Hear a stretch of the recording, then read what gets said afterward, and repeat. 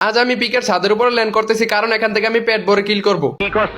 তাই জন্য আমার এডিটিং দোস্তকে নিচে পাঠিয়ে দিয়েছি এন্ড আমি একটু এদিকে এসে এডিটিং করে নিচে চলে গেছি। এখান থেকে একটা 6 ইঞ্চি গ্যাসলাইট পেয়ে গেছি আর একটা কোবরা ম্যাক্স এমপি40 নিয়ে ঘরের ভিতরে ঢুকতে এখানে থেকে একটা এনিমি ঘোরাফেরা করতেছে। ছেলেটাকে 6 ইঞ্চি শটগান দিয়ে দুইটা বাড়ি দিতে ডাউন হয়ে গেছে।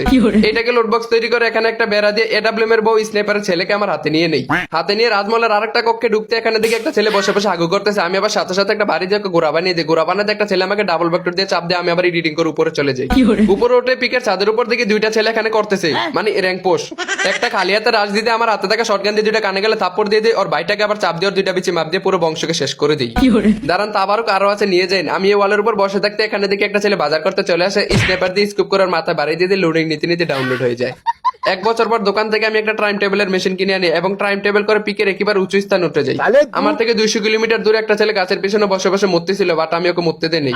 একটু এদিকে ফিরে দিকে একটা ছেলে কাল লোডবক্স থেকে টাকা পয়সা চুরি করতেছিল। সাথে সাথে আমি কয়টা বাড়ি দিয়ে দিই বাট ও গ্লোয়াল মেরে নেই। গ্লোয়াল থেকে বের হয়ে জীবন জীবন নিয়ে দৌড়তেছিল। লাঠি দিয়ে আরেকটা বাড়ি দিয়ে নিয়ে আবার একটু দৌড় দিয়ে আবার কয়টা বাড়ি দিয়ে তাও মরতেছে না। ছেলেটার জীবন মনে হয় কই মাছের জীবন।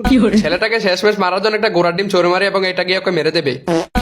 এত চেষ্টার পরে মারতে পারলাম না কিন্তু শেষে লাঠি দিয়ে একটা বাড়ি দিতে কই মাছের জীবন শেষ হয়ে যায়।